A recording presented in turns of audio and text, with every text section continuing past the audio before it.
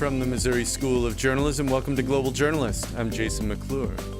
3 years ago, European governments were overwhelmed as a wave of more than 1 million migrants streamed across borders to seek a new life in Europe. That made immigration the biggest political issue in Europe and led to big electoral gains for far-right anti-immigrant parties in countries like Germany, Sweden, and Italy. But since 2015, the number of migrants arriving from Asia, the Middle East, and Africa has dropped by more than 80%. So far this year, there have been fewer than 100,000 arrivals, according to the International Organization for Migration. One major reason why is a series of agreements European leaders reached with gateway countries like Turkey, Libya, and Sudan to stop would-be asylum seekers long before they get anywhere near Europe's borders. These agreements effectively pushed Europe's border patrol duties outwards to other countries, and they've generated some controversy. On this edition of Global Journalist, we're going to take a look at how Europe has halted its influx of immigrants and what some of the hidden costs have been. And we've got a great lineup of guests coming up. To kick things off, we're going to look first at Sudan. Many of you may remember that country's President Omar el-Bashir is wanted by the International Criminal Court on charges of genocide and crimes against humanity in Darfur. But Sudan is now a key player in the EU's effort to stop immigrants from sub-Saharan Africa from coming to Europe. So to hear more, we're going to talk with the journalist Chandler in Johannesburg. She's written for a number of publications, including The Nation and Dissent. She traveled to Sudan to investigate Sudan's role in helping halt migration to the European Union through a grant from the International Reporting Project. Caitlin, welcome. Thank you for having me. Well, tell us, Sudan has been an international pariah after the war in Darfur, and President al-Bashir was indicted for genocide by the International Criminal Court. How did this partnership between Bashir's government and the EU begin? Well, it really began after the EU sought to curb migration even prior to what became known as the Syrian refugee crisis. So that occurred in 2015, but in 2014, the EU actually set up what was called the Khartoum process. And this brought together African leaders, including the president of Sudan and also Eritrea, both of whom are accused of crimes against humanity, and asked them to dialogue with the EU and essentially accept aid funding in exchange for controlling migration. Well, you wrote an article for the news service IRIN. In that article, you wrote that one of the outcomes of this partnership is that there has been this sort of informal agreement or assistance from the Janjaweed, these militias that were actually active in killing civilians and carrying out ethnic cleansing in Darfur 10, 15 years ago. How did this come to pass? So essentially, the border between Sudan and Libya used to be relatively open. It was not patrolled by the Sudanese border police. But after the European Union began looking towards Sudan to limit the number of Africans crossing into Libya and then moving onwards to Italy, the Sudanese government deployed what they renamed the Rapid Support Forces, which does consist of former Janjaweed members to the border, in part to turn back people who are trying to cross into Libya and move onwards to Italy. So although the European Union is not funding the Rapid Support Forces or the Sudanese government directly, the Sudanese government has publicly stated that they deployed this group to the border to help the European Union in their migration efforts. Well, what does the EU say to allegations that it's sort of benefiting from from this work by the Janjaweed, by al-Bashir's secret police? They claim that they have no responsibility because they're not funding the Rapid Support Forces directly. However, they are pouring some $200 million into Sudan to international organizations, including security companies, such as a group called Civipool. And the result of all this money that's coming in is that some of it is going to train border guards, some of it is being spent on border equipment, and it's indirectly supporting the Sudanese government in their efforts. It also appears to have emboldened the Sudanese government to try to deliver for Europe on migration control in exchange for hoping to get access politically, to sort of get back in the game after they've been an international pariah for all these years. So it certainly sounds like Sudan has something, is looking to benefit in some ways here from this arrangement. But you traveled to Sudan and interviewed a number of refugees there. Give us just a sense it sounds like they're very vulnerable, especially the refugees coming from Eritrea through Sudan and trying to make it across the Sahara to Europe. Tell us just one or two of their stories. So I visited a group of young women who were living on the outskirts of Khartoum. They were crammed into a tiny room. Some of them were teenagers, others were in their early 20s. They had all fled Eritrea for a variety of human rights issues and were hoping to move onward to Europe. But they were living in Khartoum in fear of the Sudanese police, who they say routinely stop them on the street, ask for their identification cards, extort them, sometimes try to sexually assault them. They had friends who had been arrested in the middle of the night from their homes. And what their stories illuminate is how in the past 3 years, as this focus on migration control has started, the Sudanese government that has also started cracking down on people who previously lived in Khartoum without many issues. So prior to this, Eritreans didn't have these issues with the police, but now you see an increase in corruption, bribery, and abuse. Well, did you get the sense, how easy is it to get from Sudan or Khartoum across the Sahara to the Mediterranean? Is it hard to find these sort of people smuggling networks that take people to the Libyan coast or to the Algerian coast? It's not hard at all to connect with a smuggler in Khartoum. There's a huge thriving smuggling industry there, but it is becoming harder and harder to cross the border, in part because it's patrolled by the Rapid Support Forces, also because of conditions in Libya. I spoke with one Eritrean refugee who tried to cross into Libya, was intercepted near the border, and turned over to the Sudanese border guards. And he says that in his group of several hundred people, approximately 50 people passed away on the 3-day journey from the border back to Donggala, which is a Sudanese town where they were detained. And then many of them were deported back to the countries they had fled from. Well, our time does grow short, but what do we know about who operates these human smuggling sort of operations that leave from Sudan and are bringing so many people northwards? What we know is that Human Rights Watch and other groups have documented the involvement of the Sudanese government at the highest level of some of these smuggling and trafficking rings. So many of the European Union's efforts to combat smuggling and trafficking through working with the Sudanese government appear to be very short-sighted and possibly dangerous. Well, give us just a snapshot, if you would. What do you think this issue is going to look like a couple years from now? It looks like the European Union and the UN are investing more and more in Sudan. Is there some cause for optimism? Unfortunately, I don't have much optimism. I think that the European Union is going to continue to try to increase the amount of funding going to this issue in Sudan and increase its involvement with law enforcement. They are involved in setting up a regional operations center in a police training compound in Khartoum, which is set to open this fall, reportedly to crack down on smuggling and trafficking networks. But I think we're only going to see an increase in millions of dollars going to waste without addressing the real root causes of why people migrate or making their journeys any safer. Well, Caitlin Chandler, thanks so much for joining us. Thank you so much for having me. A reminder that you're tuned into Global Journalist. On today's program, we're looking at how Europe has slowed the massive influx of migrants to the continent over the past 3 years. We're now going to turn our attention to the Mediterranean, where Italy and its European allies have become much more aggressive in trying to stop migrants crossing by boat from Libya and elsewhere in North Africa. Now, this hasn't made much of an impact on reducing the number of migrants drowning trying to cross the sea. So far this year, 1,730 migrants have died in the Mediterranean trying to get to Europe. So to hear more about the situation in the Mediterranean, we're going to bring in Tim Harrison in Worcester, Mass. He's a nurse who worked for Doctors Without Borders earlier this year on the rescue ship Aquarius in the Mediterranean. Tim, welcome. Good morning.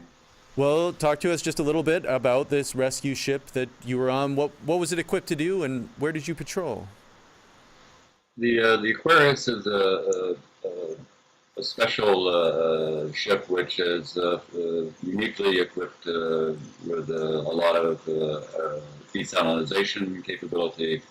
It's been operating as a search and rescue ship in the Mediterranean since the early part of 2016 as a collaborative effort between Doctors Without Borders, or Médecins Sans Frontières, and SOS Mediterranean, which is a Europe-based NGO, which is our specialists in search and rescue at sea. And tell me how often would you find people on the water in need of aid? Yeah, invariably every time out. So we were based in Sicily for up until the late spring of this year, and we would make 3-week trips into the Central Med, and invariably we would find people in need of life-saving rescue. In the time that I was on board, and this is, as I explained earlier, over the course of 3 separate assignments, 9 months, we rescued over 8,000 people. So it varied because the assets in the area varied as well. Well, what are some of the challenges in trying to carry out a rescue of one of these migrant boats? Often they're really overloaded. Yeah, they're not seaworthy vessels. They're by definition boats in distress. If you can imagine a 30-foot rubber boat with 150 people on board who can't move. They have very limited food and water, and they may spend hours and sometimes days in these boats. They break down, they take on water. They're most often not equipped with life vests. They have a small engine. They're pushed off the coast of Libya with the promise of going to Italy. And they're really very dangerous, and you really have to be careful during the rescue. It's a very specific strategic rescue situation. And what condition are the migrants in, generally speaking, when they're rescued? Most of the people who are fleeing Libya have been in some form of captivity for periods of time, so they're not in good shape. So these are people who have been kept in these detention camps in Libya, where many migrants that follow this route often end up before they can get to sea. Not only the formal detention camps, which are government-run, but also captivity situations where smugglers, human traffickers keep people, extort them. The violence, the stories of violence and sexual violence, torture, etc., are just overwhelming, and you have a chance to talk to people. So they're not in good shape physically. Well, talk to us just a little bit about the status of these rescue ships. There has been pressure in Europe to stop these rescue operations from taking place. I think Italy's interior minister recently referred to them as sort of water taxis to help migrants get across the Mediterranean. Tell us just a little bit about that. Why are these unpopular with European governments? What would you say to them? Well, the assets available in the Mediterranean are down to practically none. The Aquarius is the last independent vessel that's doing search and rescue at this time. It seems, from our point of view, and we're simply performing life-saving capabilities. There's a picture of the Aquarius there. It seems to us that this is a systematic removal of witnessing in the area, and the capabilities for search and rescue are dwindling. And this is why you're seeing more deaths. Proportionately, in 2017, 1 of 42 migrants attempting to cross the Med died. And in 2018, that is 3 times as large. It's 1 in 18 at this point.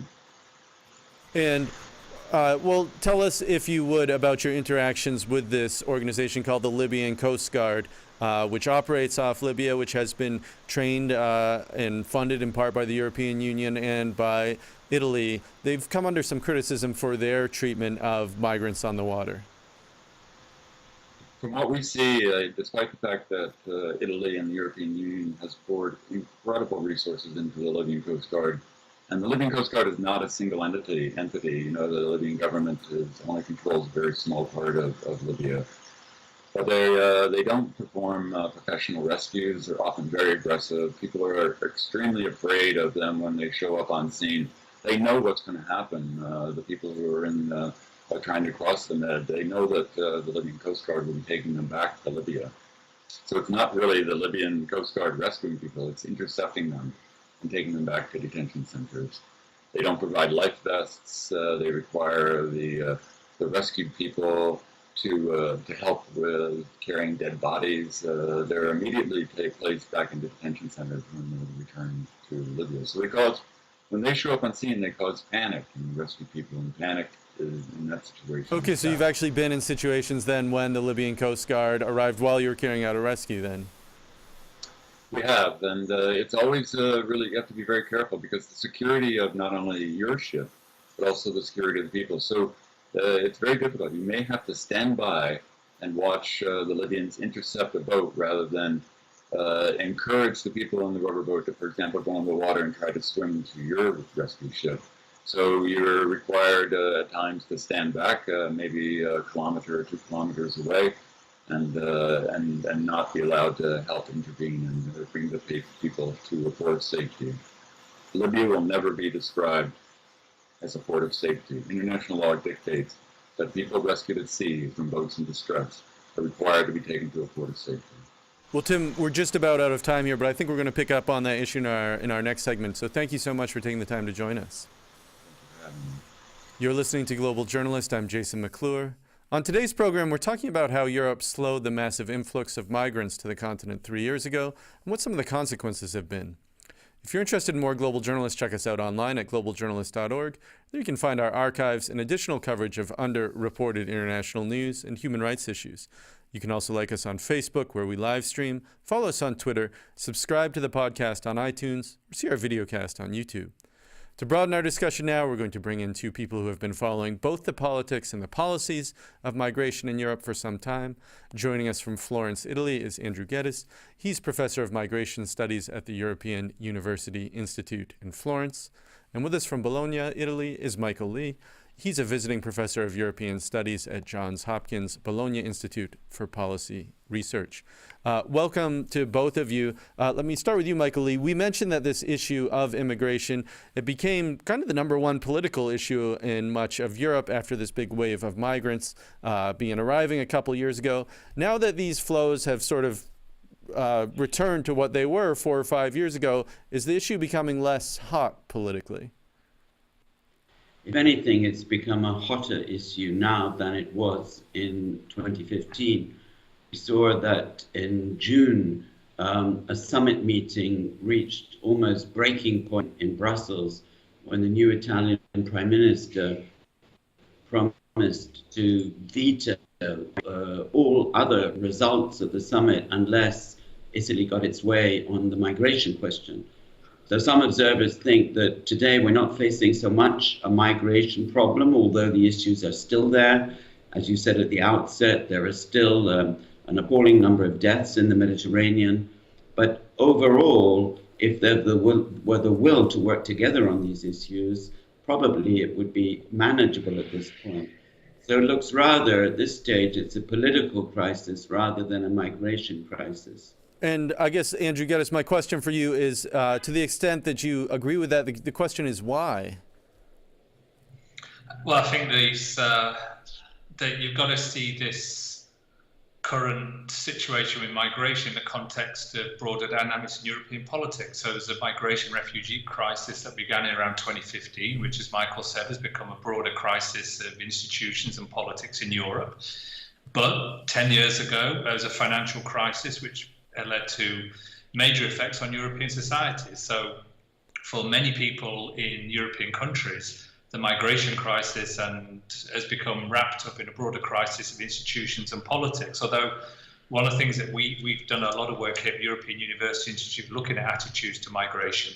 And one thing we should distinguish between our general attitudes to migration and, surprisingly, actually, even during the crisis, they became more positive towards migrants, and the issue of salience. So for some people, migration is a big concern, and those people have been mobilized, but we shouldn't imagine there's a kind of tidal wave of anti-immigration sentiment sweeping across Europe. There's not evidence for that. It's the salience of the issue and the ability of certain politicians, such as Mr. Salvini here in Italy, to exploit that salience for the electoral benefit of his party. Well, and Michael, if you could pick up on that, you also are in Italy, and we heard Andrew reference, I believe it's the Interior Minister, Matteo Salvini, who's been a hardliner on immigration. How visible is anti-immigrant sentiment where you are? It is quite visible, even though in Bologna, in the north of Italy, one of the most prosperous regions of Europe, one cannot say that the health service, for example, or the education system is unable to cope with the number of immigrants. On the whole, it's coping rather well.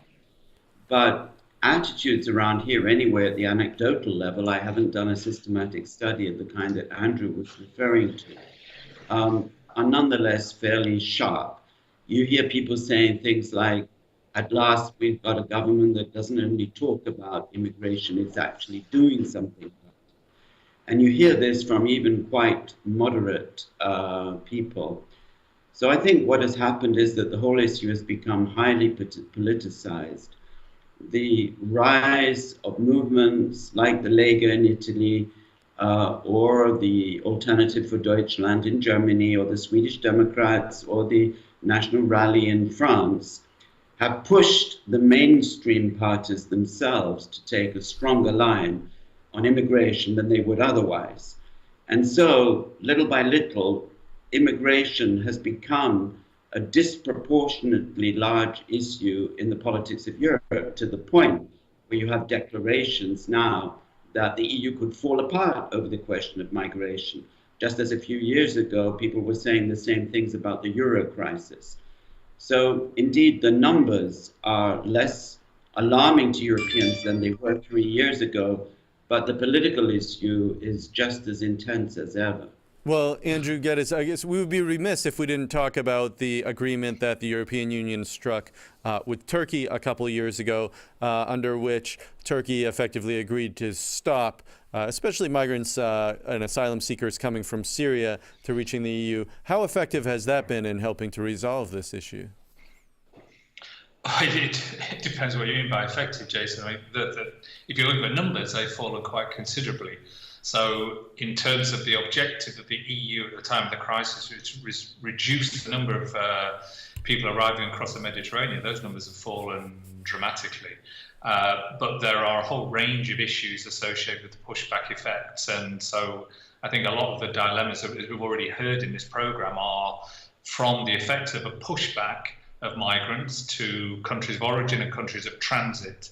We heard about the situation in Sudan, in East Africa, but also, of course, there's serious developments in Libya, but you were also referred to. So I think that the EU measures aren't dealing with the fundamental causes or drivers of migration.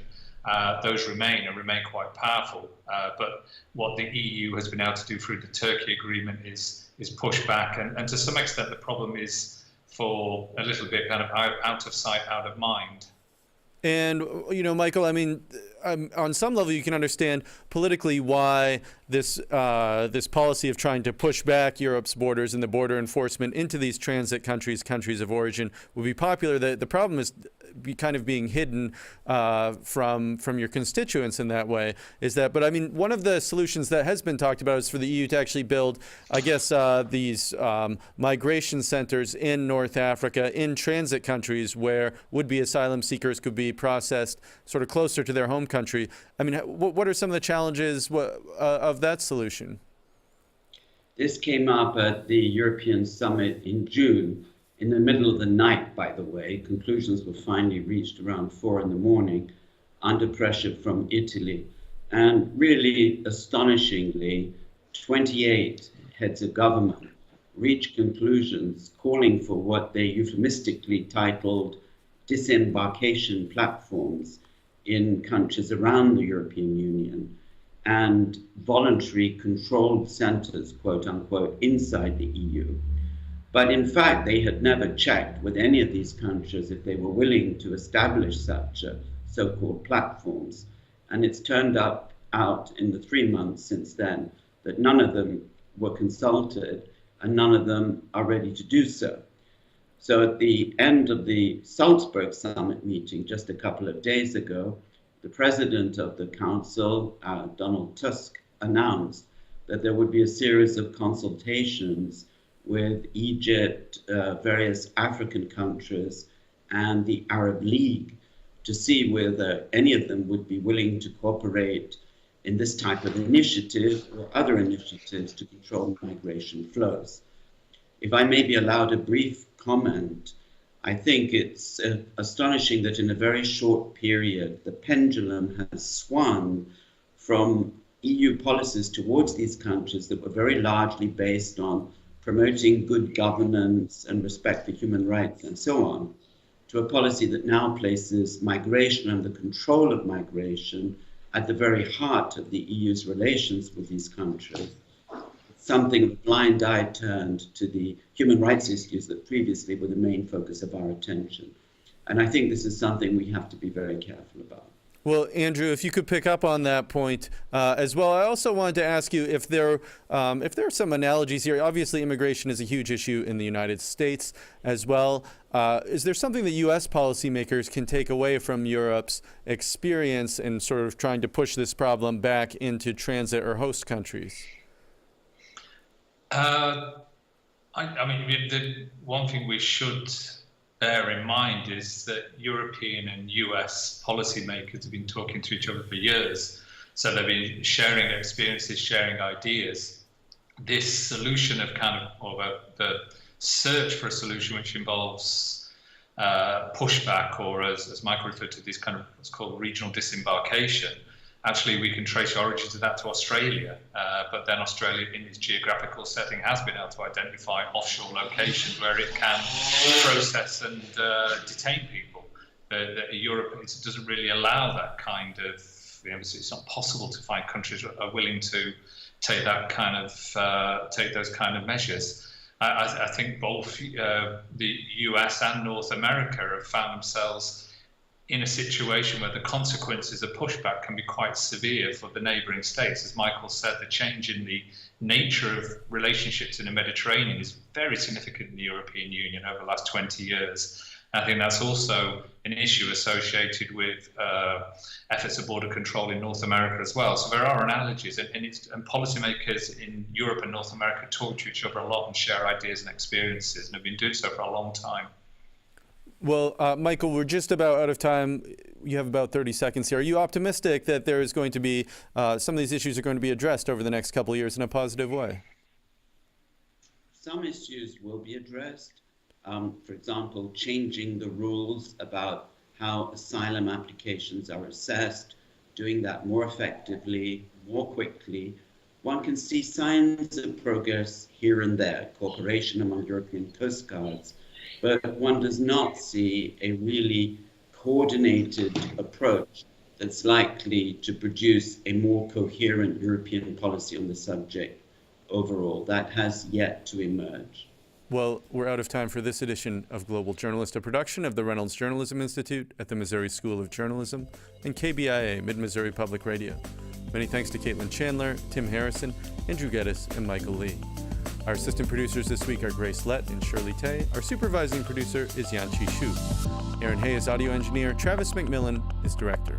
For all of us at Global Journalist, I'm Jason McClure. Thanks for tuning in.